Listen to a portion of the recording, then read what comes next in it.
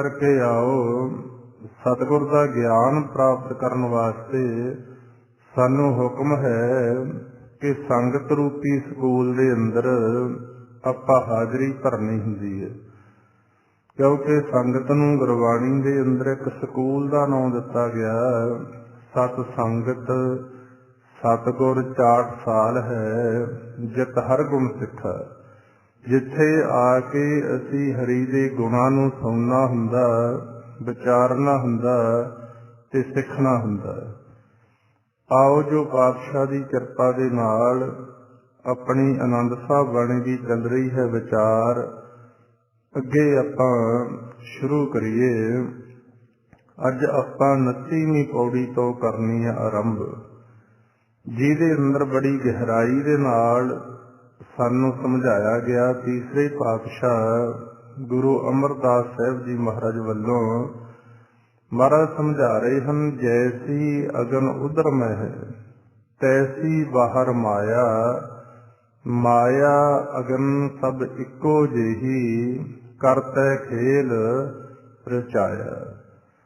सतगुरु पातशाह समझा रहे हैं कि भाई जिहो जी माता दे गर्भ दी अगन सी, जिहदे अंदर तुसी 8-9 महीने जीवन अपना बतीत करिया, पर उस अगन तो बचन वास्ते अकाल पुरख वाहिगुरु ने बड़ी साडे ते किरपा कीती हुंदी आ। साडा जिहड़ा शरीर आ वो बख तैयार हो रहा हुंदा, जो माता और पिता दे संजोग द्वारा तैयार हुंदा, जिन्हों पातशाह गुरबाणी समझा रहे हैं। मात पिता संजोग उपाए, रगत बिंद मिल पिंड करे। पिंड कहते ने अपने शरीर नूं। ते उधर पातशाह अकाल पुरख वाहिगुरु सानू अपने कोल बिठा के साडे इस शरीर दे 9 द्वारियां तो उपर जिहड़ा अपना घर है, जिन्हों निज घर का नाम दिता गया, थिर घर का नाम दिता गया, उत्थे बिठा के सारी सिक्ख्या दे रहे हुंदे आ। जो गुरबाणी अंदर आपां नूं बड़ा खोल के समझाया कि संसार च आउण तो पहलां जो अकाल पुरख वाहिगुरु निरंकार ने सानू सिक्ख्या दित्ती आ, जिहड़ी आपां भुल चुके आ, वो बड़ी खोल के समझाई आ। ओहदी भी आपां किसी दिन विचार करन दा यतन कर लांगे। हुण पातशाह इत्थे समझा रहे आपां नूं गुरबाणी द्वारा कि जैसी अगन उधर में तैसी बाहर माया, कि जिहो जी माता दे गर्भ दी अगन है, उसे तरह दी अगन भाई आ संसार दे अंदर ज्यों ही तुसी प्रवेश कर जाना, ये तुहानू लगनी शुरू हो जानी है। माता दे गर्भ दी अगन तो तुसी बचाओ च रहे, क्योंकि उत्थे तुहाडा अपने परमात्मा नाल ध्यान जुड़िया होया सी। सवास सवास तुसी उस वाहिगुरु दा सिमरन कर रहे सी, जिस बारों महाराज गुरबाणी च आपां नूं समझा रहे आ। जैसे जनन जठर मह प्राणी, ओ रहता नाम आधार, आनंद करे सास सास मारै, ना पोहै अगनार। कि पुठे लटकते हुए भी उत्थे अगन दे अंदर भी तुहानू कोई तकलीफ नहीं हुई। हुण ज्यों ही असी माता दी गर्भ तो बाहर प्रवेश हुंदे हां, तां महाराज आपां नूं समझा रहे आ, माया अगन सब इको जेही, करतै खेल रचाया। कि माया दी अगन ते माता दे गर्भ दी अगन, ये दोनों इको जिहां ने। ये करते पुरख ने एक खेल रचाया होया, जिहड़े खेल दे अंदर आपां नूं इह मानस दा चोला दे के, अकल दी कला दे के परमात्मा ने भेजिया। हुण पातशाह समझा रहे आ, जान तिस भाना तां जम्मिया, परिवार भला पाया। जदों भी किसी परिवार दे अंदर उस अकाल पुरख वाहिगुरु की मिहर हुंदी आ, बच्चा जां बच्ची जन्म लेंदे ने, तां परिवार नूं बड़ा चंगा लगदा है, परिवार बड़ी खुशी मनाउंदा है। ਤੇ ਜਿਹੜਾ ਆਉਣ ਵਾਲਾ ਜੀਵ ਹੈ ਉਹ ਰੋਂਦਾ ਹੈ। ਜਿਉਂ ਹੀ ਬੱਚੇ ਦੀ ਪੈਦਾਇਸ਼ ਹੁੰਦੀ ਆ ਮਾਤਾ ਦੇ ਗਰਭ ਚੋਂ, ਉਹਦੇ ਮਾੜਾ ਜਿਹਾ ਇੱਕ ਧੱਫਾ ਜਿਹਾ ਮਾਰਿਆ ਜਾਂਦਾ, ਉਦੋਂ ਬਾਅਦ ਉਹ ਬੱਚਾ ਰੋਣਾ ਸ਼ੁਰੂ ਕਰਦਾ ਹੈ। ਹੁੰਦਾ ਕੀ ਆ, ਜਦੋਂ ਅਸੀਂ ਧੱਫਾ ਥੋੜਾ ਜਿਹਾ ਮਾਰਦੇ ਹਾਂ, ਉਹਦੀ ਪਰਮਾਤਮਾ ਦੇ ਨਾਲੋਂ ਜੁੜੀ ਹੋਈ ਲਿਵ ਜਦੋਂ ਟੁੱਟਦੀ ਆ, ਉਦੋਂ ਬੱਚਾ ਰੋਣਾ ਸ਼ੁਰੂ ਕਰਦਾ ਹੈ। ਇੱਧਰ ਹੁਣ ਪਰਿਵਾਰ ਖੁਸ਼ੀਆਂ ਮਨਾ ਰਿਹਾ, ਜਾਂ ਤਿਸ ਭਾਣਾ ਤਾਂ ਜੰਮਿਆ, ਪਰਿਵਾਰ ਭਲਾ ਭਾਇਆ। ਪਰਿਵਾਰ ਨੇ ਖੁਸ਼ੀ ਮਨਾਈ ਕਿ ਸਾਡੇ ਗ੍ਰਹਿ ਵਿਖੇ ਬੱਚਾ ਜਾਂ ਬੱਚੀ ਨੇ ਜਨਮ ਲਿਆ। ਪਰ ਜੇ ਤਾਂ ਹੁਣ ਗੁਰਮਤਿ ਦਾ ਗਿਆਨ ਹੈ, ਫਿਰ ਤਾਂ ਇਹ ਆਪਾਂ ਨੂੰ ਲੱਗੇਗਾ ਕਿ ਸਾਡਾ ਕੋਈ ਪੁਰਾਣਾ ਸੰਜੋਗੀ ਅਕਾਲ ਪੁਰਖ ਵਾਹਿਗੁਰੂ ਨੇ ਭੇਜਿਆ, ਕਿਉਂਕਿ ਜਿੰਨੇ ਵੀ ਇਹ ਆਪਣੇ ਸੰਸਾਰ ਦੇ ਰਿਸ਼ਤੇ ਨੇ, ਇਹ ਪ੍ਰਾਤਨ ਸੰਜੋਗਾਂ ਦੁਆਰਾ ਚੱਲਦੇ ਆ ਰਹੇ ਆ। ਮਾਤ ਪਿਤਾ ਬੰਤਾ ਸੁਤ ਬੰਧਪ, ਇਸ਼ਟ ਮੀਤ ਅਰ ਭਾਈ, ਪੂਰਵ ਜਨਮ ਕੇ ਮਿਲੇ ਸੰਜੋਗੀ, ਅੰਤੇ ਕੋ ਨਾ ਸਹਾਈ। ਜਿੰਨੇ ਵੀ ਇਹ ਸਾਡੇ ਪਰਿਵਾਰਕ ਰਿਸ਼ਤੇ ਬਣਦੇ ਨੇ, ਇਹ ਸਾਡੇ ਗੁਰਬਾਣੀ ਅਨੁਸਾਰ ਪੂਰਬਲੇ ਕਰਮਾਂ ਦੇ ਹਿਸਾਬ ਦੇ ਨਾਲ ਬਣੀ ਜਾਂਦੇ ਆ। ਮਹਾਰਾਜ ਇੱਕ ਵਾਰੀ ਇਹ ਵੀ ਸਮਝਾਉਂਦੇ ਆ ਕਿ ਜੁੜ ਜੁੜ ਵਿਛੜੇ, ਵਿਛੜ ਜੁੜੇ, ਜੀਵ ਜੀ ਮੂਏ, ਮੂਏ ਜੀਵੇ, ਕੇਤਿਆਂ ਕੇ ਬਾਪ, ਕੇਤਿਆਂ ਕੇ ਬੇਟੇ, ਕੇਤੇ ਗੁਰ ਚੇਲੇ ਹੋਏ। ਕਿ ਆਹ ਸਾਡਾ ਜਿਹੜਾ ਸੰਬੰਧ ਹੈ, ਨਹੀਂ ਪਤਾ ਅਸੀਂ ਕਿੰਨੀ ਕੁ ਵਾਰ ਇੱਕ ਦੂਸਰੇ ਨਾਲ ਸਾਡਾ ਸੰਜੋਗ ਹੋ ਚੁੱਕਿਆ, ਕਿੰਨੀ ਕੁ ਵਾਰ ਸਾਡਾ ਇੱਕ ਦੂਸਰੇ ਦੇ ਨਾਲ ਵਿਜੋਗ ਹੋ ਚੁੱਕਿਆ, ਕਿੰਨੀ ਕੁ ਵਾਰ ਅਸੀਂ ਇੱਕ ਦੂਜੇ ਦੇ ਬਾਪ ਬਣ ਚੁੱਕੇ ਹਾਂ, ਕਿੰਨੀ ਕੁ ਵਾਰ ਅਸੀਂ ਇੱਕ ਦੂਜੇ ਦੇ ਬੇਟੇ ਬਣ ਚੁੱਕੇ ਹਾਂ। ਕੇਤਿਆਂ ਕੇ ਬਾਪ, ਕੇਤਿਆਂ ਕੇ ਬੇਟੇ, ਕੇਤੇ ਗੁਰ ਚੇਲੇ ਹੋਏ। ਦੂਸਰਾ ਇਹਦਾ ਇਹ ਵੀ ਸਮਝਾਇਆ ਗਿਆ ਕਿ ਪਤਾ ਨਹੀਂ ਆ ਸਰੀਰ ਦੇ ਅੰਦਰ ਅਸੀਂ ਕਿੰਨੀ ਕੁ ਵਾਰ ਜੁੜ ਚੁੱਕੇ ਹਾਂ, ਕਿੰਨੀ ਕੁ ਵਾਰ ਇਹ ਸਰੀਰਾਂ ਦੇ ਨਾਲੋਂ, ਆਕਾਰਾਂ ਦੇ ਨਾਲੋਂ ਸਾਡਾ ਵਿਛੋੜਾ ਪੈ ਚੁੱਕਿਆ, ਕਿੰਨੀ ਕੁ ਵਾਰ ਅਸੀਂ ਕਿਸੇ ਦੇ ਬਾਪ ਬਣ ਚੁੱਕੇ ਹਾਂ, ਕਿੰਨੀ ਕੁ ਵਾਰ ਅਸੀਂ ਕਿਸੇ ਦੇ ਬੇਟੇ ਬਣ ਚੁੱਕੇ ਹਾਂ। ਜੇ ਹੁਣ ਵੀ ਸਮਾਂ ਆਪਾਂ ਨਾ ਸੰਭਾਲਿਆ ਤਾਂ ਪਛਤਾਵਾ ਪੱਲੇ ਪਾਤਸ਼ਾਹ ਦੀ ਬਾਣੀ ਕਹਿੰਦੀ ਰਹਿ ਜਾਂਦੀ ਹੈ।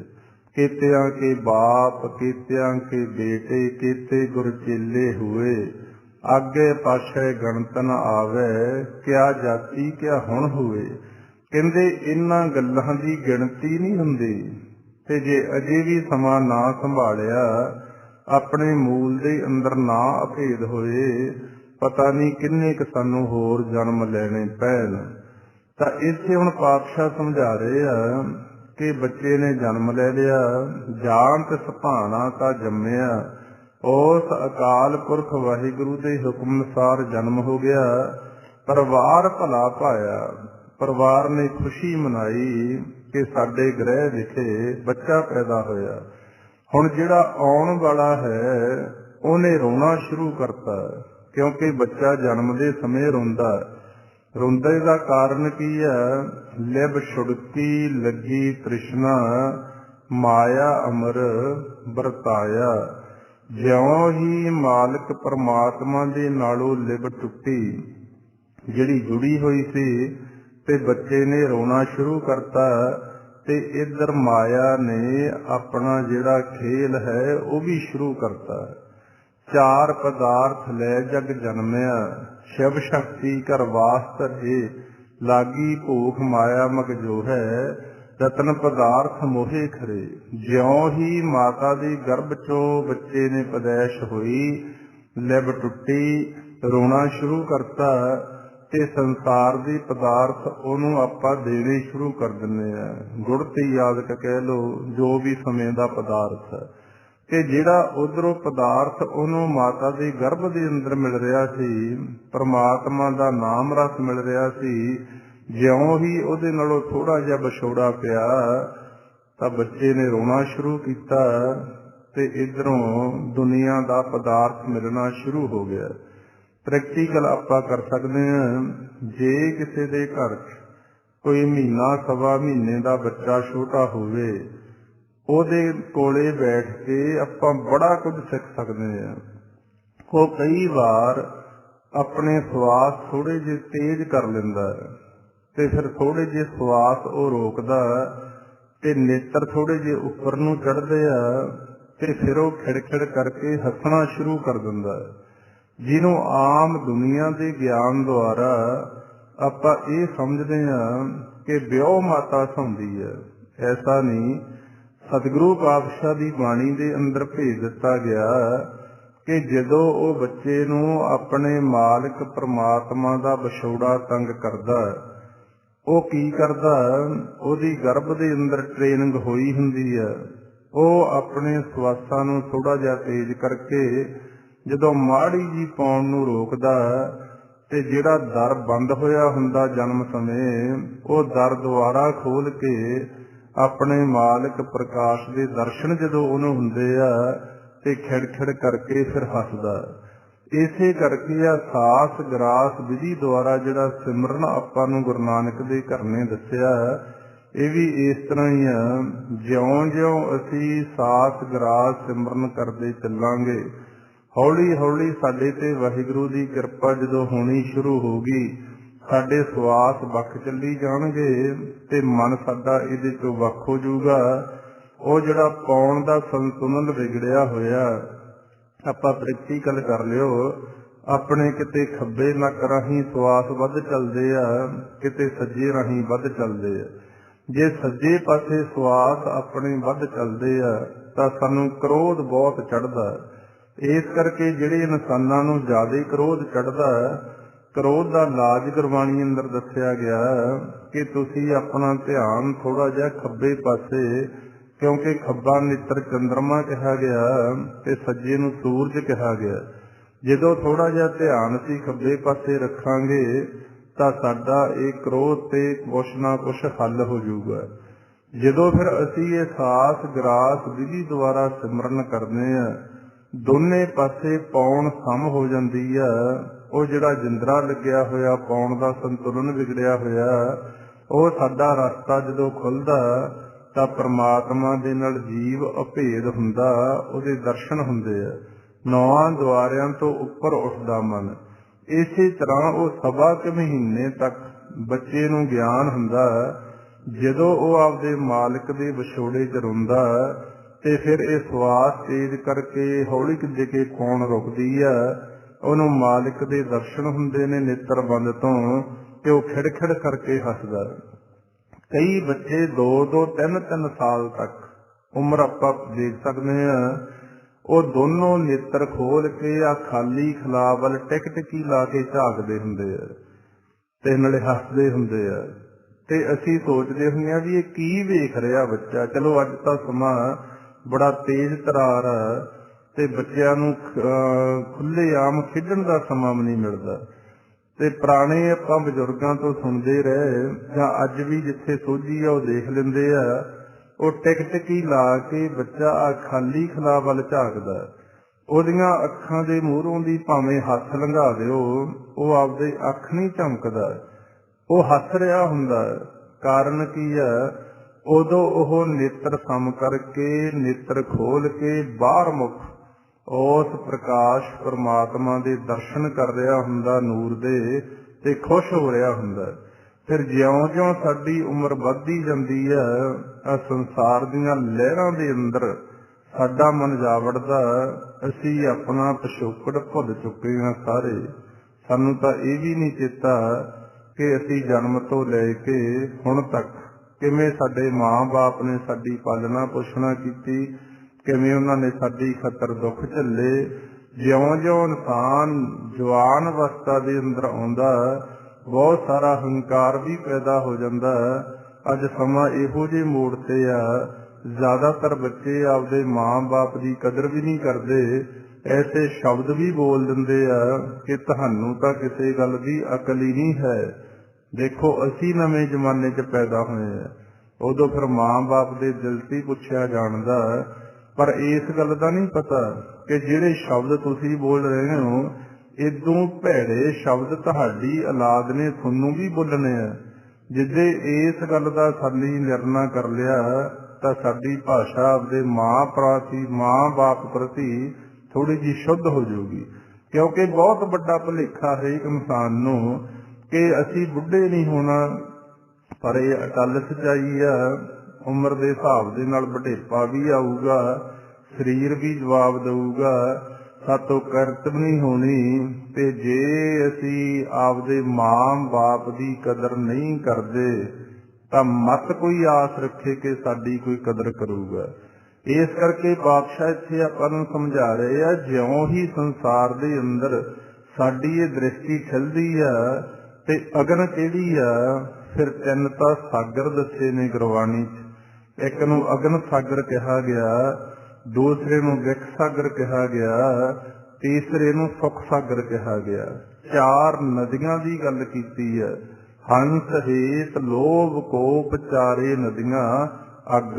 ਇਹ ਪ੍ਰਤੱਖ ਅੱਗ ਦੇ ਸਾਗਰ ਨਹੀਂ ਹੈ ਕਿ ਦਿਖਾਈ ਦੇਣਗੇ। ਅੱਗ ਮੱਚਦੀ ਤੋਂ ਤਾਂ ਜਾਨਵਰ ਵੀ ਭੱਜ ਲੈਂਦੇ ਆ, ਆਪਾਂ ਨੂੰ ਤਾਂ ਫੇਰ ਇਨਸਾਨ ਗਿਆਨ ਇਹ ਸਮਝ ਲੈਣੀ ਪੈਣੀ ਆ ਕਿ ਸਾਗਰ ਕਿਹੜੇ ਆ। ਜਦੋਂ ਤਾਂ ਅਸੀਂ ਆਸ਼ਾ ਅਭਿਲਾਸ਼ਾ ਤ੍ਰਿਸ਼ਨਾਵਾਂ ਦੇ ਜਾਲ 'ਚ ਜਲਦੇ ਆ, ਉਦੋਂ ਅਸੀਂ ਅਗਨ ਸਾਗਰ 'ਚ ਛੱਡ ਰਹੇ ਹੁੰਦੇ ਆ ਕਿ ਬਹੁਤ ਚੰਗੇ ਤੋਂ ਚੰਗਾ ਖਾਣਾ, ਚੰਗੇ ਤੋਂ ਚੰਗਾ ਪਹਿਨਣਾ, ਬਾਦਸ਼ਾਹੀ ਖਿਆਲ, ਤ੍ਰਿਸ਼ਨਾ ਦੀ ਅਗਨ, ਇਹਨੂੰ ਕਹਿੰਦੇ ਨੇ ਅਗਨ ਸਾਗਰ। ਜਿਵੇਂ ਅੱਗ ਕਿਤੇ ਬਾਲਣ ਨਾਲ ਰਜਦੀ ਨਹੀਂ, ਸਾਡਾ ਮਨ ਵੀ ਇਹ ਦੁਨਿਆਵੀ ਪਦਾਰਥਾਂ ਨਾਲ ਕਿਤੇ ਰਜਦਾ ਨਹੀਂ ਹੈ। ਜਿਵੇਂ ਅੱਗ ਬਾਲਣ ਨੂੰ ਸੁਆਹ ਕਰੀ ਜਾਂਦੀ ਆ, ਇਸੇ ਤਰ੍ਹਾਂ ਸਾਡੇ ਜੀਵਨ ਨੂੰ ਆ ਤ੍ਰਿਸ਼ਨਾ ਰੂਪੀ ਜਿਹੜੀ ਅਗਨ ਹੈ ਇਹ ਰਾਖ ਕਰ ਦਿੰਦੀ ਆ, ਜਾਲ ਕੇ ਧਰ ਦਿੰਦੀ ਆ। ਇਹਨੂੰ ਅਗਨ ਸਾਗਰ ਦਾ ਨਾਮ ਦਿੱਤਾ ਗਿਆ। ਦੂਸਰਾ ਹੈ ਵਿਖ ਸਾਗਰ। ਵਿਖ ਕਹਿੰਦੇ ਨੇ ਜ਼ਹਿਰ ਨੂੰ। ਜਦੋਂ ਸਾਡਾ ਇਹ ਮਨ ਦੇ ਵਿਚਾਰ, ਸਾਡੀ ਸੁਰਤ ਕਾਮ, ਕ੍ਰੋਧ, ਲੋਭ, ਮੋਹ, ਹੰਕਾਰ, ਝੂਠ, ਚੁਗਲੀ, ਨਿੰਦਿਆ, ਈਰਖਾ ਇਹਦੇ 'ਚ ਡਿੱਗਦੀ ਆ, ਇਹਨੂੰ ਗੁਰਬਾਣੀ 'ਚ ਕਹਿੰਦੇ ਨੇ ਵਿਖ ਸਾਗਰ, ਜ਼ਹਿਰ ਦਾ ਸਾਗਰ। ਤੇ ਤੀਸਰਾ ਹੈ ਸੁਖ ਸਾਗਰ।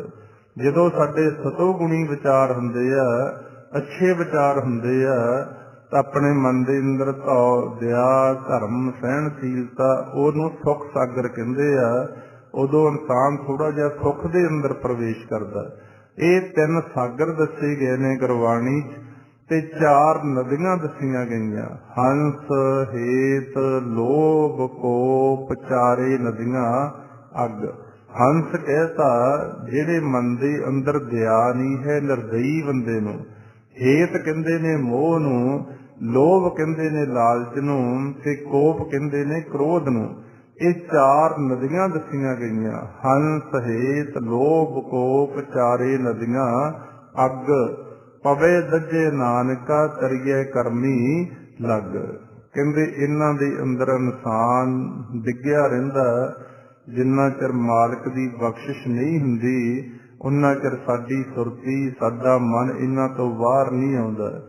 ਪਾਤਸ਼ਾਹ ਸਮਝਾ ਰਹੇ ਹਨ, ਲਿਵ ਛੁੜਤੀ ਲੱਗੀ ਤ੍ਰਿਸ਼ਨਾ ਮਾਇਆ ਅਮਰ ਵਰਤਾਇਆ।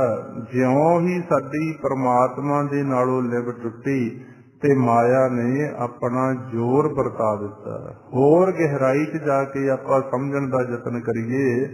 ਆ ਸਾਡਾ ਸਰੀਰ ਆ, ਇਹਦਾ ਮੂਲ ਹੈ ਮਾਇਆ।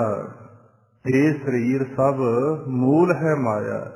ਜਿੰਨਾ ਚਿਰ ਇਹ ਸਰੀਰ ਦੇ 9 ਦੁਆਰਿਆਂ 'ਚ ਸਾਡਾ ਮਨ ਰਹਿੰਦਾ, ਗਿਆਨ ਔਰ ਕਰਮ ਇੰਦਰੀਆਂ ਦੇ ਅੰਦਰ ਰਹਿੰਦਾ, ਉਨਾ ਚਿਰ ਅਸੀਂ ਮਾਇਆ ਦੇ ਅੰਦਰ ਪ੍ਰਵੇਸ਼ ਕਰਦੇ ਰਹਿੰਦੇ ਹਾਂ। ਜਦੋਂ ਫਿਰ ਗੁਰੂ ਦੀ ਮੱਤ ਲੈ ਕੇ ਸਾਡੇ ਤੇ ਵਾਹਿਗੁਰੂ ਦੀ ਕਿਰਪਾ ਹੁੰਦੀ, ਇਹ ਸਰੀਰ ਤੋਂ ਉੱਪਰ ਉੱਠਦੇ ਆ।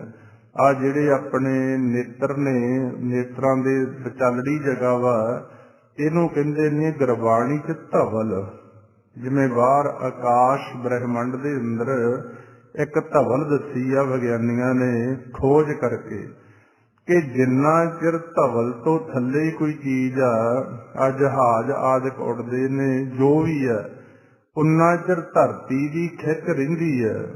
ਤੇ ਜਿਉਂ ਹੀ ਉਹ ਧਵਲ ਚੋਂ ਪਾਰ ਹੋ ਜਾਂਦੇ ਨੇ ਤਾਂ ਧਰਤੀ ਦੀ ਜਿਹੜੀ ਖਿੱਚ ਆ ਉਹ ਖਤਮ ਹੋ ਜਾਂਦੀ ਆ। ਆਪਾਂ ਵੇਖਿਆ ਕਈ ਵਾਰ ਕਿਤੇ ਕਿਤੇ ਕਿਸੇ ਜਹਾਜ਼ ਦਾ ਬਹੁਤ ਵੱਡਾ ਖੜਕਾ ਹੁੰਦਾ, ਉਹਦਾ ਕਾਰਨ ਕੀ ਹੁੰਦਾ, ਉਹ ਧਵਲ ਜਦੋਂ ਪਾਰ ਕਰਦਾ ਤਾਂ ਬਹੁਤ ਵੱਡਾ ਖੜਾਕ ਹੁੰਦਾ।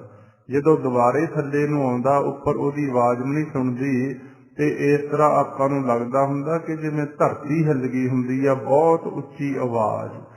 ਕਿਉਂਕਿ ਉਹ ਜਿਹੜੀ ਧਵਲ ਹੈ ਬ੍ਰਹਿਮੰਡ ਦੇ ਅੰਦਰ, ਉੱਥੇ ਜਾ ਕੇ ਧਰਤੀ ਦੀ ਖਿੱਚ ਖਤਮ ਹੋ ਜਾਂਦੀ ਆ, ਜ਼ੋਰ ਲੱਗਣੋਂ ਹਟ ਜਾਂਦਾ। ਇਸੇ ਤਰ੍ਹਾਂ ਸਾਡੇ ਮਨ ਦੀ ਖੇਡ, ਜਿੰਨਾ ਚਿਰ ਇਹ 9 ਦੁਆਰਿਆਂ 'ਚ ਰਹਿੰਦਾ, ਮਾਇਆ ਦੇ ਦੇਸ਼ 'ਚ ਰਹਿੰਦਾ, ਉਨਾ ਚਿਰ ਸੰਸਾਰ ਦੇ ਜਿਹੜੇ ਆ ਫੁਰਨੇ ਨੇ, ਵਿਚਾਰ ਨੇ, ਇਹ ਸਾਨੂੰ ਬਹੁਤ ਖਿੱਚਦੇ ਨੇ। ਤੇ ਕਿਤੇ ਅਗਨ ਸਾਗਰ 'ਚ ਡਿੱਗਦੇ ਆ, ਕਿਤੇ ਦਿੱਖ ਸਾਗਰ 'ਚ ਡਿੱਗਦੇ ਆ, ਕਿਤੇ ਸੁਖ ਸਾਗਰ 'ਚ ਡਿੱਗਦੇ ਆ। ਜਦੋਂ ਅਸੀਂ ਗੁਰਮੰਤਰ ਦਾ ਅਭਿਆਸ ਕਰਦੇ ਕਰਦੇ ਇਹ 9 ਦੁਆਰਿਆਂ ਤੋਂ ਉੱਪਰ ਉੱਠ ਖੜਦੇ ਆ ਤਾਂ ਇਹ ਜਿਹੜੀ ਖਿੱਚ ਆ ਖਤਮ ਹੋਣੀ ਸ਼ੁਰੂ ਹੋ ਜਾਂਦੀ ਹੈ। ਜਿਹਦੇ ਬਾਰੋਂ ਪਾਤਸ਼ਾਹ ਗੁਰਬਾਣੀ 'ਚ ਆਪਾਂ ਨੂੰ ਸਮਝਾ ਰਹੇ ਆ, ਕਹਿੰਦੇ ਧਾਵਤ ਥੰਮਿਆ ਸਤਿਗੁਰ ਮਿਲਿਆ, 10ਵਾਂ ਦੁਆਰ ਪਾਇਆ, ਤਿੱਥੇ ਅੰਮ੍ਰਿਤ ਭੋਜਨ ਸਹਿਜ ਧੁਨ ਉਪਜੈ, ਜਿਤ ਜਗਤ ਥੰਮ ਰਹਾਇਆ, ਤੈ ਅਨੇਕ ਵਾਜੇ ਸਦਾ ਆਨੰਦ ਹੈ, ਸੱਚੇ ਰਹਿਆ ਸਮਾਏ, ਕਿਉਂ ਕਹੇ ਨਾਨਕ ਧਾਵਤ ਥੰਮਿਆ ਸਤਿਗੁਰ ਮਿਲਿਆ, ਨਿਜ ਘਰ ਵਸਿਆ ਆਏ। ਜਿੰਨਾ ਚਿਰ ਸਾਡੀ ਸੁਰਤ ਆ ਸਰੀਰ ਨਾਲ ਜੁੜੀ ਰਹਿੰਦੀ ਹੈ, ਸਵਾਸਾਂ ਨਾਲ ਜੁੜੀ ਰਹਿੰਦੀ ਆ, ਉਨਾ ਚਿਰ ਅਸੀਂ ਮਾਇਆ ਦੇ ਦੇਸ਼ ਦੀ ਪਕੜ ਦੇ ਅੰਦਰ ਰਹਿੰਦੇ ਆ, ਵਿਚਾਰ ਕਰਕੇ, ਫੁਰਨੇ ਕਰਕੇ। ਤੇ ਜਦੋਂ ਅਸੀਂ ਸਤਿਗੁਰ ਦੀ ਕਿਰਪਾ ਦੇ ਪਾਤਰ ਬਣੇ, ਜਿਵੇਂ ਆਪਾਂ ਨੂੰ ਹੁਣ ਗੁਰਮੰਤਰ ਦਾ ਅਭਿਆਸ ਕਰਨ ਦਾ ਹੁਕਮ, ਜਦੋਂ ਅਸੀਂ ਨੇਤਰ ਬੰਦ ਕਰਕੇ ਆਪਣੀ ਆਵਾਜ਼ ਦੇ ਅੰਦਰ ਸਾਸ ਗਰਾਸ ਵਿਧੀ ਦੁਆਰਾ ਸਿਮਰਨ ਕਰਦੇ ਆ, ਹੌਲੀ ਹੌਲੀ ਸਾਡੀ ਜਿਹੜੀ ਸੁਰਤ ਆ ਉਹ ਸਾਡੀ ਆਵਾਜ਼ ਨਾਲ ਜੁੜਨੀ ਸ਼ੁਰੂ ਹੋ ਜਾਂਦੀ ਹੈ। ਜਿਉਂ ਹੀ ਆਵਾਜ਼ ਨਾਲ ਜੁੜੇ, ਇਹ ਦੁਨੀਆ ਦੇ ਵਿਚਾਰ ਖਤਮ ਹੋਣੇ ਸ਼ੁਰੂ ਹੋ ਜਾਂਦੇ ਆ ਤੇ ਅਸੀਂ ਪਤਾ ਹੀ ਨਹੀਂ ਲੱਗਦਾ। ਵਾਹਿਗੁਰੂ ਦੀ ਕਿਰਪਾ ਜਦੋਂ ਹੁੰਦੀ, ਅਸੀਂ ਇਹ 9 ਦੁਆਰਿਆਂ ਤੋਂ ਉੱਪਰ ਉੱਠ ਖੜਦੇ ਆ। ਆਪਣਾ ਜਿਹੜਾ ਅਸਲੀ ਘਰ ਆ ਗੁਰਬਾਣੀ, ਜਿਹਨੂੰ ਥਿਰ ਘਰ ਦਾ ਨਾਂ ਦਿੱਤਾ ਗਿਆ, ਹੁਕਮ ਵੀ ਆ ਪਾਤਸ਼ਾਹ ਦਾ ਕਿ ਥਿਰ ਘਰ ਬੈਸੋ ਹਰ ਜਨ ਪਿਆਰੇ, ਸਤਿਗੁਰ ਤੁਮਰੇ ਕਾਜ ਸਵਾਰੇ, ਦੁਸ਼ਟ ਦੂਤ ਪਰਮੇਸ਼ਰ ਮਾਰੇ। ਉਦਾਹਰਣ ਦੇ ਤੌਰ ਤੇ ਜਿਸ ਤਰ੍ਹਾਂ ਜਦੋਂ ਆਪਾਂ ਨੂੰ ਨੀਂਦ ਆ ਜਾਂਦੀ ਆ, ਸਾਨੂੰ ਕੋਈ ਚਿੰਤਾ ਨਹੀਂ ਰਹਿੰਦੀ, ਕੋਈ ਸੰਸਾਰ ਦਾ ਫਿਕਰ ਨਹੀਂ ਰਹਿੰਦਾ, ਕੋਈ ਸੰਸਾਰ ਦੇ ਨਾਲ ਸਾਡਾ ਸੰਬੰਧ ਨਹੀਂ ਰਹਿੰਦਾ। ਭਾਵੇਂ ਸਾਡੇ ਸਰੀਰ ਨੂੰ ਜਿੰਨਾ ਮਰਜ਼ੀ ਕੋਈ ਦਰਦ ਹੋ ਰਿਹਾ ਹੋਵੇ, ਇੱਥੋਂ ਤੱਕ ਸਾਡੇ ਸਰੀਰ ਦਾ ਕੋਈ ਅੰਗ ਵੀ ਕੱਟਿਆ ਵੱਢਿਆ ਟੁੱਟਿਆ ਹੋਵੇ, ਜਦੋਂ ਨੀਂਦ ਆ ਗਈ ਤਾਂ ਦਰਦ ਖਤਮ। ਕਿਉਂ? ਜਿਹੜੀ ਚੀਜ਼ ਨੇ ਦਰਦ ਮੰਨਣਾ ਉਹ ਸਰੀਰ ਤੋਂ ਪਾਸੇ ਹੋ ਜਾਂਦੀ ਹੈ। ਇਸੇ ਤਰ੍ਹਾਂ ਜਦੋਂ ਆਪਾਂ ਗੁਰਮੰਤਰ ਦਾ ਅਭਿਆਸ ਕਰਦੇ ਹਾਂ, ਸਾਡਾ ਜਿਹੜਾ ਧਿਆਨ ਪਹਿਲਾਂ ਇਹ ਆਵਾਜ਼ ਨਾਲ ਜੁੜਨਾ ਸ਼ੁਰੂ ਹੁੰਦਾ ਤੇ ਫਿਰ ਹੌਲੀ ਹੌਲੀ ਸਵਾਸਾਂ ਤੋਂ ਵੱਖ ਹੋ ਕੇ 9 ਦੁਆਰਿਆਂ ਤੋਂ ਉੱਪਰ ਉੱਠ ਖੜਦਾ, ਜਿਹਦੇ ਬਾਰੇ ਪਾਤਸ਼ਾਹ ਸਮਝਾ ਰਹੇ ਹਨ, ਧਾਵਤ ਥੰਮਿਆ। ਜਦੋਂ ਅਸੀਂ ਆਪਣੇ ਮਨ ਨੂੰ ਰੋਕ ਲਿਆ, ਜਿਹਦੇ ਬਾਰੇ ਸੁਖਮਨੀ ਸਾਹਿਬ ਦੀ ਬਾਣੀ 'ਚ ਵੀ ਆਪਾਂ ਪੜ੍ਹਦੇ ਹਾਂ, ਜਿਉਂ ਮੰਦਰ ਕੋ ਥੰਮੈ ਥੰਮਨ, ਤਿਉਂ ਗੁਰ ਕਾ ਸ਼ਬਦ ਮਨੇ ਅਸੰਮਨ। ਜਿਵੇਂ ਕਿਸੇ ਛੱਤ ਨੂੰ ਖੜਿਆਉਣ ਵਾਸਤੇ ਥੰਮਾਂ ਦੀ ਜ਼ਰੂਰਤ ਪੈਂਦੀ ਆ, ਇਸੇ ਤਰ੍ਹਾਂ ਸਾਨੂੰ ਆਪਣੇ ਮਨ ਨੂੰ ਰੋਕਣ ਵਾਸਤੇ ਗੁਰੂ ਦੇ ਸ਼ਬਦ ਦੇ ਆਸਰੇ ਦੀ ਲੋੜ ਪੈਂਦੀ ਹੈ। ਜਿਉਂ ਹੀ ਅਸੀਂ ਫਿਰ ਇਹ ਸਾਡਾ ਮਨ ਗੁਰੂ ਦੇ ਸ਼ਬਦ ਜਪਦੇ ਹਾਂ, ਆਪਦੀ ਆਵਾਜ਼ ਨਾਲ ਜੁੜ ਕੇ ਰੁਕਣਾ ਸ਼ੁਰੂ ਹੁੰਦਾ। ਇਹ ਵਿਚਾਰਾਂ ਦੇ ਵਿੱਚੋਂ, ਅਗਨ ਸਾਗਰ ਚੋਂ, ਦਿੱਖ ਸਾਗਰ ਚੋਂ, ਸੁਖ ਸਾਗਰ ਚੋਂ, ਚਾਰੇ ਨਦੀਆਂ ਚੋਂ, ਤਾਂ ਇਹ ਫਿਰ ਜਦੋਂ ਰੁਕਦਾ ਹੁੰਦਾ ਕੀ ਆ, ਮਹਾਰਾਜ ਕਹਿੰਦੇ ਧਾਵਤ ਥੰਮਿਆ। ਅਸੀਂ ਆਪਣੇ ਮਨ ਨੂੰ ਰੋਕਿਆ, ਪਰ ਕਾਹਦੇ ਨਾਲ? ਸਤਿਗੁਰ ਮਿਲਿਆ। ਜਦੋਂ ਸਤਿਗੁਰ ਦੀ ਕਿਰਪਾ ਹੋਈ, ਗੁਰੂ ਦੇ ਬਚਨ ਮੰਨ ਕੇ ਚੱਲੇ, ਤਾਂ ਇਹ ਸਾਡਾ ਮਨ ਮਾਇਆ ਚੋਂ, ਮਾਇਆ ਦੇ ਦੇਸ਼ ਚੋਂ, ਇਹ ਸਾਡੇ ਸਰੀਰ ਚੋਂ ਉੱਪਰ ਉੱਠਿਆ। ਧਾਵਤ ਥੰਮਿਆ, ਸਤਿਗੁਰ ਮਿਲਿਆ, 10ਵਾਂ ਦੁਆਰ ਪਾਇਆ, ਫਿਰ 9 ਦੁਆਰਿਆਂ ਤੋਂ ਉੱਪਰ ਉੱਠਿਆ ਮਨ। ਫਿਰ ਨਿਸ਼ਾਨੀ ਕੀ ਆ? ਭੁਲੇਖਾ ਨਾ ਖਾਜੇ। ਜੇ ਕਿਸੇ ਜੀਵ ਤੇ ਕਿਰਪਾ ਹੁੰਦੀ ਆ, ਨਾਲ ਦੀ ਨਾਲ ਨਿਸ਼ਾਨੀ ਵੀ ਦੱਸੀ ਗਈ ਆ। ਕਹਿੰਦੇ ਉੱਥੇ ਫਿਰ ਕੀ ਮਿਲਦਾ? ਤਿੱਥੇ ਅੰਮ੍ਰਿਤ ਭੋਜਨ ਸਹਿਜ ਧੁਨ ਉਪਜੈ, ਜਿਤ ਜਾਗਤ ਥੰਮ ਰਹਾਇਆ। ਉੱਥੇ ਸਾਡੇ ਅੰਦਰ ਸਹਿਜ ਧੁਨ ਪ੍ਰਗਟ ਹੁੰਦੀ ਹੈ। ਉਹ ਮਾਲਿਕ ਦੇ ਮੁਖ ਦੀ ਆਵਾਜ਼, ਜਿਹਨੂੰ ਆਪਾਂ ਗੁਰਬਾਣੀ ਚ ਪੜ੍ਹਦੇ ਹਾਂ, ਤੇਰਾ ਮੁਖ ਸੁਹਾਵਾ ਜੀਓ, ਸਹਿਜ ਧੁਨ ਬਾਣੀ, ਚਿਰ ਹੋਆ ਦੇਖੈ ਸਾਰੰਗ ਪਾਣੀ। ਧਨ ਸੋ ਦੇਸ ਜਹਾਂ ਤੂੰ ਵਸਿਆ, ਮੇਰੇ ਸੱਜਣ ਮੀਤ ਮੁਰਾਰੇ ਜੀਓ। ਉੱਥੇ ਜਾ ਕੇ ਸਾਡੇ ਅੰਦਰ ਤਿੱਥੇ ਅੰਮ੍ਰਿਤ ਭੋਜਨ, ਸਾਡੇ ਮਨ ਨੂੰ ਨਾਮ ਦਾ ਰਸ, ਅੰਮ੍ਰਿਤ ਰਸ ਆਉਣਾ ਸ਼ੁਰੂ ਹੁੰਦਾ। ਇਹ ਨਿਸ਼ਾਨੀ ਦਿੱਤੀ ਗਈ ਹੈ। ਸਹਿਜ ਧੁਨ ਉਪਜੈ, ਸਾਨੂੰ ਬੋਲਣ ਦੀ ਲੋੜ ਨਹੀਂ। ਸਾਡੇ ਅੰਦਰ ਮਾਲਿਕ ਦੀ ਜਿਹੜੀ ਕਥਾ ਚੱਲ ਰਹੀ ਆ, ਹਰ ਕੀ ਕਥਾ ਜਿਹਨੂੰ ਕਹਿੰਦੇ ਨੇ, ਉਹ ਸੁਣਨੀ ਸ਼ੁਰੂ ਹੋ ਗਈ। ਤਿੱਥੇ ਅੰਮ੍ਰਿਤ ਭੋਜਨ ਸਹਿਜ ਧੁਨ ਉਪਜੈ, ਜਿਤ ਜਗਤ ਥੰਮ ਰਹਾਇਆ। ਕਿਹੜੀ ਧੁਨ ਪ੍ਰਗਟ ਹੋ ਗਈ? ਜਿਹਦੇ ਨਾਲ ਇਹ ਸਾਰਾ ਸੰਸਾਰ ਖੜਾ, ਜਿਹਦੇ ਚੋਂ ਇਹ ਸਾਰਾ ਸੰਸਾਰ ਪ੍ਰਗਟ ਹੋਇਆ, ਜਿਹਦੇ ਬਾਰੇ ਸੁਖਮਨੀ ਸਾਹਿਬ ਦੀ ਬਾਣੀ ਚ ਆਪਾਂ ਪੜ੍ਹਦੇ ਹਾਂ, ਨਾਮ ਕੇ ਧਾਰੇ ਸਗਲੇ ਜੰਤ, ਨਾਮ ਕੇ ਧਾਰੇ ਖੰਡ ਬ੍ਰਹਮੰਡ। ਜਿਹਦੇ ਸਹਾਰੇ ਆ ਸਾਰਾ ਸੰਸਾਰ ਖੜਾ ਤੇ ਆਪਣਾ ਸਰੀਰ ਖੜਾ। ਇੱਥੇ ਅੰਮ੍ਰਿਤ ਭੋਜਨ ਸਹਿਜ ਧੁਨ ਉਪਜੈ, ਜਿਤ ਜਗਤ ਥੰਮ ਰਹਾਇਆ। ਅੱਗੇ ਪਾਤਸ਼ਾਹ ਸਮਝਾ ਰਹੇ ਨੇ, ਤੈ ਅਨੇਕ ਵਾਜੇ ਸਦਾ ਆਨੰਦ ਹੈ, ਸੱਚੇ ਰਹਿਆ ਸਮਾਏ। ਕਹਿੰਦੇ ਉੱਥੇ ਪਤਾ ਨਹੀਂ ਫਿਰ ਕਿੰਨੇ ਇੱਕ ਤਰ੍ਹਾਂ ਦੇ ਵਾਜੇ ਵੱਜ ਰਹੇ ਆ, ਜਿਹਨੂੰ ਆਪਾਂ 2 ਵਾਰ ਨਿਤਨੇਮ ਦੀਆਂ ਬਾਣੀਆਂ ਚ ਪੜ੍ਹਦੇ ਹਾਂ। ਪ੍ਰਸ਼ਨ ਕਿ ਐ ਮਾਲਕ ਸੋ ਦਰ ਤੇਰਾ ਕਿਹਾ, ਸੋ ਘਰ ਕਿਹਾ, ਜਿਤ ਬੈ ਸਰਬ ਸੰਭਾਲੇ। ਕਿ ਅਕਾਲ ਪੁਰਖ ਵਾਹਿਗੁਰੂ, ਤੇਰਾ ਘਰ ਕਿਹੋ ਜਿਹਾ, ਤੇਰਾ ਦਰ ਕਿਹੋ ਜਿਹਾ, ਜਿੱਥੇ ਬੈਠ ਕੇ ਤੂੰ ਸਾਰੇ ਜੀਵਾਂ ਦੀ ਸੰਭਾਲ ਕਰ ਰਿਹਾ। ਤੇ ਅੱਗੇ ਫਿਰ ਮਹਾਰਾਜ ਸਮਝਾ ਰਹੇ ਆ, ਬਾਜੇ ਨਾਦ ਅਨੇਕ ਅਸੰਖਾ ਕੀਤੇ ਬਾਵਨ ਹਾਰੇ। ਕਹਿੰਦੇ ਉਸ ਮਾਲਕ ਦੇ ਦਰ ਤੇ ਪਤਾ ਨਹੀਂ ਕਿੰਨੇ ਕੁ ਤਰ੍ਹਾਂ ਦੇ ਬਾਜੇ ਵੱਜ ਰਹੇ ਆ, ਕਿੰਨੇ ਕੁ ਤਰ੍ਹਾਂ ਦੇ ਉਹਨੂੰ ਵਜਾਉਣ ਵਾਲੇ ਆ।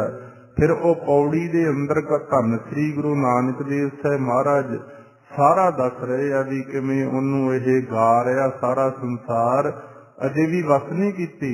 ਗੁਰੂ ਨਾਨਕ ਸਾਹਿਬ ਮਹਾਰਾਜ ਕਹਿੰਦੇ ਇੱਥੇ ਤੱਕ ਮੈਂ ਦੱਸਦੇ ਤੁਹਾਨੂੰ, ਹੋਰ ਕੀਤੇ ਤੁਧਨੋਂ ਗਾਵਨ, ਸੇ ਮੈਂ ਚਿਤਨ ਆਵਨ, ਨਾਨਕ ਕਿਆ ਵਿਚਾਰੇ। ਜਦੋਂ ਫਿਰ ਅਸੀਂ ਉਸ ਦਰ ਤੇ ਪਹੁੰਚਦੇ ਹਾਂ ਤਾਂ ਪਾਤਸ਼ਾਹ ਸਮਝਾ ਰਹੇ ਆ, ਉਸ ਘਰ ਦੇ ਅੰਦਰ ਪ੍ਰਵੇਸ਼ ਕਰਦੇ ਆ। ਤਿੱਥੇ ਅੰਮ੍ਰਿਤ ਭੋਜਨ ਸਹਿਜ ਧੁਨ ਉਪਜੈ, ਜਿਤ ਜਗਤ ਥੰਮ ਰਹਾਇਆ। ਤੇ ਅਨੇਕ ਵਾਜੇ ਸਦਾ ਆਨੰਦ ਹੈ, ਸੱਚੇ ਰਹਿਆ ਸਮਾਏ। ਕਹਿੰਦੇ ਫਿਰ ਉੱਥੇ ਬਹੁਤ ਤਰ੍ਹਾਂ ਦੇ ਵਾਜੇ ਵੱਜ ਰਹੇ ਆ। ਬਾਜੇ ਸ਼ਬਦ ਘਨੇਰੇ ਜਿਹਨੂੰ ਆਪਾਂ ਪੜ੍ਹਦੇ ਹਾਂ, ਤੇ ਆਨੰਦ ਦੀ ਅਵਸਥਾ ਸੱਚ ਦੇ ਅੰਦਰ ਇਹ ਜੀਵ ਰੂਪੀ ਇਸਤਰੀ ਸਮਾ ਜਾਂਦੀ ਹੈ। ਕਿਉਂ ਕਹੇ ਨਾਨਕ ਸਤਿਗੁਰ ਮਿਲਿਆ, ਧਾਵਤ ਥੰਮਿਆ, ਨਿਜ ਘਰ ਵਸਿਆ ਆਏ।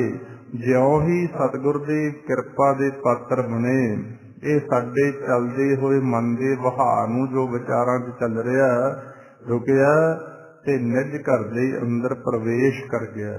ਜਿਹੜਾ ਜੀਵ ਨਿਜ ਘਰ ਦੇ ਅੰਦਰ ਪ੍ਰਵੇਸ਼ ਕਰਨਾ ਸਿੱਖ ਲੈਂਦਾ, ਉਹਦਾ ਜੰਮਣ ਔਰ ਮਰਨ ਦਾ ਚੱਕਰ ਖਤਮ ਦੱਸਿਆ ਗਿਆ। ਸੁਹਲਾ ਸਾਹਿਬ ਦੀ ਬਾਣੀ ਜਦੋਂ ਆਪਾਂ ਰਾਤ ਨੂੰ ਸੌਣ ਲੱਗੇ ਜਿਹੜੇ ਜੀ ਪਾਠ ਕਰਦੇ ਆ, ਉਹ ਚ ਪਾਤਸ਼ਾਹ ਰੋਜ਼ ਸਾਵਧਾਨ ਕਰ ਰਹੇ ਆ, ਨਿਜ ਘਰ ਮਹਿਲ ਪਾਵੋ ਸੁਖ ਸਹਿਜੇ, ਬੋਹਰ ਨਾ ਹੋਏ ਗੋ ਫੇਰਾ। ਕਿ ਭਾਈ ਤੁਸੀਂ ਆਪਣੇ ਨਿੱਜੀ ਘਰ ਨਿਜ ਮਹਿਲ ਦੇ ਅੰਦਰ ਪ੍ਰਵੇਸ਼ ਕਰਨਾ ਸਿੱਖ ਲਓ, ਤਾਂ ਤੁਹਾਨੂੰ ਦੁਬਾਰੇ ਆਵਾਗਮਨ ਦੇ ਚੱਕਰ 'ਚ ਆਉਣਾ ਨਹੀਂ ਪਵੇਗਾ। ਫਿਰ ਪਾਤਸ਼ਾਹ ਨੂੰ ਬੇਨਤੀ ਕੀਤੀ, ਸੱਚੇ ਪਾਤਸ਼ਾਹ ਮਾਇਆ ਕਿਹਨੂੰ ਗਿਣੀਏ? ਹੁਣ ਮਹਾਰਾਜ ਇੱਥੇ ਸਮਝਾ ਰਹੇ ਆ, ਇਹ ਮਾਇਆ ਜਿਤ ਹਰ ਵਿਸਰੈ, ਮੋਹ ਉਪਜੇ ਭਾਉ ਦੂਜਾ ਲਾਇਆ। ਸੰਸਾਰ ਦੀ ਕੋਈ ਵੀ ਵਸਤੂ ਜਿਹਦੇ ਨਾਲ ਪਿਆਰ ਪੈਣ ਤੋਂ ਨਾਲ ਸਾਨੂੰ ਆਪਣੇ ਮਾਲਕ ਪਰਮਾਤਮਾ ਦੀ ਯਾਦ ਭੁੱਲਦੀ ਆ, ਇਹ ਸਾਰਾ ਕੁਝ ਮਾਇਆ ਦਾ ਖੇਲ ਹੀ ਹੈ। इत्थों तक अपने शरीर नाल ही जे प्यार अपना, ये भी माया दे नाल ही प्यार है। जो बाकी तां दूर दीयां गल्लां, पातशाह कहंदे जेड़ी चीज दे नाल भी तुहाडा प्यार पैण दे नाल तुहानू वाहिगुरू परमात्मा अपने मालिक दी याद भुलदी है। ये सारा माया दा खेल ही है। ये माया जित हर विसरै, मोह उपजै भाव दूजा लाया। कहे नानक गुर प्रसादी, जिन्ना लिव लागी तिनी विचे माया पाया। अखीरली पंक्ति च गुरु अमरदास महाराज समझा रहे हैं, कहते फिर जिहड़े गुरु की किरपा दे पात्र बने, जिन्ना दी लिव आ संसार नालों हट के परमात्मा नाल जुड़ गई। कहे नानक गुर प्रसादी, जिन्ना लिव लागी तिनी विचे माया पाया। उन्होंने आ माया दे देश च रहिंदे होए अपने प्रभु दे नाल मिलाप कर लिया। आ शरीर माया दे च रहिंदे होए उन्होंने अपने मालिक दे नाल मिलाप कर लिया। ये सतगुरु पातशाह ने अज इको ही पौड़ी दी आपां तो होई विचार 28ਵੀਂ 29ਵੀਂ पौड़ी दे अंदर ये बड़ा खोल के आपां नूं ज्ञान दिता गया।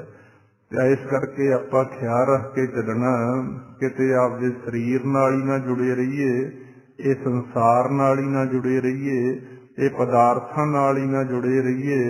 जिवें तन दा बड़ा फिक्र है, इहदे पहिनण दा फिक्र है, इहदी खुराक दा फिक्र है, इसे तरह इहदे च आपां भी रहने आ ते आपां नूं आप दा भी फिक्र होना चाहिदा कि असीं किवें ये माया दे देश च रहिंदे होए अपनी लय परमात्मा नाल जोड़ के उस अपने निज घर दे अंदर प्रवेश करके अपने मालिक परमात्मा दे नाल मिलाप करना।